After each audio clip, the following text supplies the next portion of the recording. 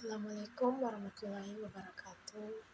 Sini saya akan mempresentasikan materi kelompok keempat yang judul perlindungan konsumen dalam hukum positif. Jadi pengertian perlindungan konsumen adalah keseluruhan peraturan dari hukum yang mengatur hak dan kewajiban konsumen dan produsen yang timbul dalam usahanya memenuhi kebutuhannya dan mengatur upaya-upaya untuk menjamin terwujudnya perlindungan hukum terhadap kepentingan konsumen. Dan berikutnya, perlindungan konsumen pada saat ini tidak dapat dipisahkan dari kegiatan perdagangan. Dalam kegiatan perdagangan ini diharapkan menimbulkan keseimbangan hak dan kewajiban antara pelaku usaha dan konsumen.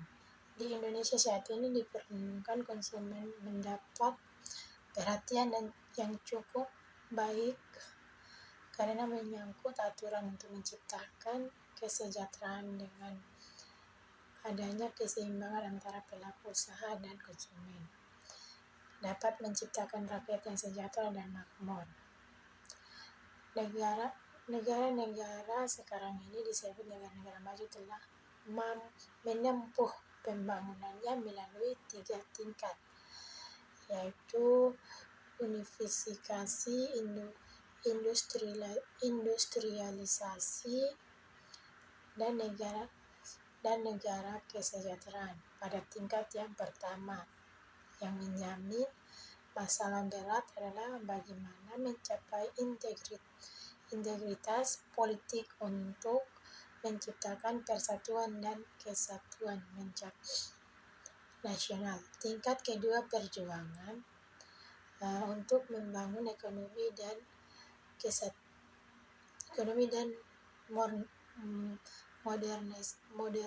modernisasi politik.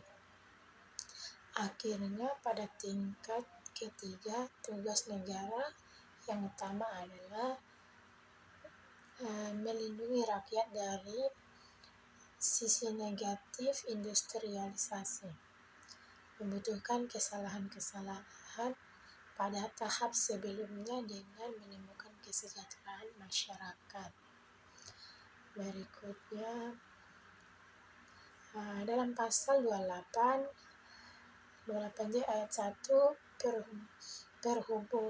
perubahan yang kedua Undang-Undang Dasar Republik Indonesia tahun 1945 mengatur mengenai setiap orang wajib menghormati hak asasi manusia orang lain dalam tertib kehidupan bermasyarakat, berbangsa, dan bernegara. Sebagaimana diketahui,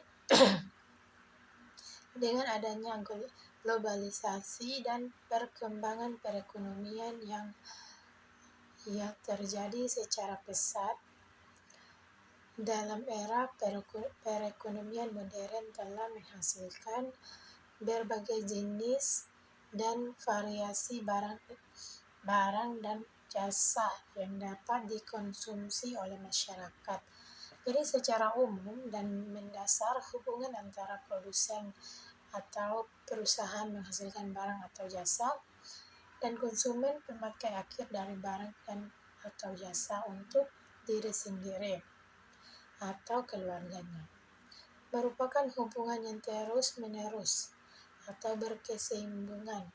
Hubungan tersebut terjadi karena keduanya memang saling menghendaki dan mempunyai tingkat ketergantungan yang cukup tinggi antara yang satu dengan yang lain.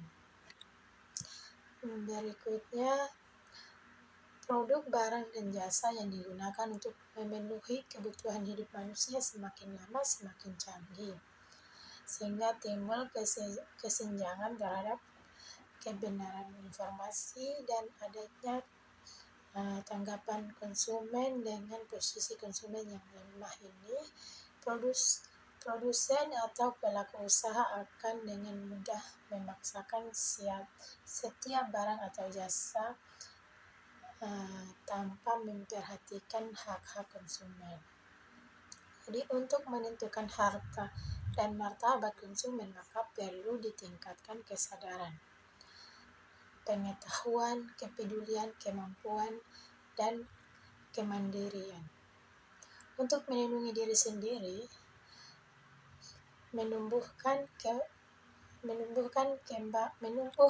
kembangkan sikap perlu usaha dan bertanggung jawab. Kewajiban untuk menjamin keamanan untuk produk agar tidak menimbulkan kerugian bagi konsumen, dibebankan pelaku usaha dan produsen karena pihak pelaku usaha dan produsen yang mengetahui komposisi dan masalah-masalah yang menyangkut keamanan produk tertentu. Lanjut, dalam Undang-Undang Nomor 8 Tahun 1945, dalam Undang-Undang Nomor 8 Tahun 1999 tentang Perlindungan Konsumen Pasal 4 menjelaskan bahwa salah satu hak dari konsumen adalah hak atas kenyamanan, keamanan, dan keselamatan dalam mengonsumsi barang atau jasa.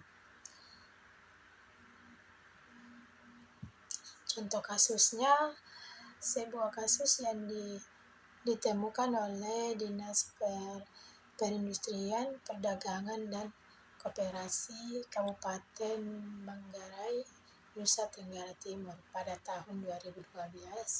Sebanyak 25 toko atau kios yang menjual atau mengedarkan bahan makanan dan minuman di swalayan, warung, atau kios kecil tanpa memperhatikan batas kadaluarsa dari makanan dan minuman. Demikian diikuti oleh Sekretaris Dinas Perindustrian dan Koperasi Kabupaten Manggarai, Bapak Dr. Barsuli,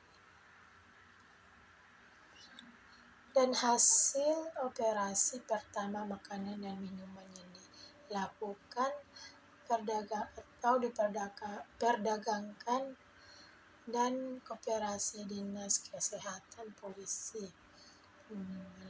menunjukkan bahwa banyak jenis makanan dan minuman yang kadaluarsa tetapi masih beredar dan dijual kepada konsumen. Hal ini menunjukkan bahwa perlindungan terhadap konsumen masih dipandang sebelah mata dan perlu usaha serta pemerintah daerah yang bertanggung jawab terhadap perlindungan konsumen di daerah sesuai dengan ketentuan peraturan perundang-undangan yang berlaku. Agar lebih teliti lagi dalam suatu pelaku usaha melakukan penjualan agar tidak terjadi penjualan barang yang sudah kadaluarsa. Jadi kesimpulannya, faktor untuk yang menjadi kelemahan dari konsumen adalah tingkat kesadaran diri. Konsumen akan hak-haknya sebagai konsumen. Hal inilah yang sering dijadikan oleh produsen atau pelaku usaha untuk mendapatkan keuntungan sepihak. Oleh karena itu, Undang-Undang Nomor 8 Tahun 1999 tentang perlindungan konsumen dimaksudkan agar menjadi landasan hukum yang bagi masyarakat agar dapat melakukan upaya pemberdayaan konsumen melalui pembinaan dan perlindungan konsumen agar tidak adanya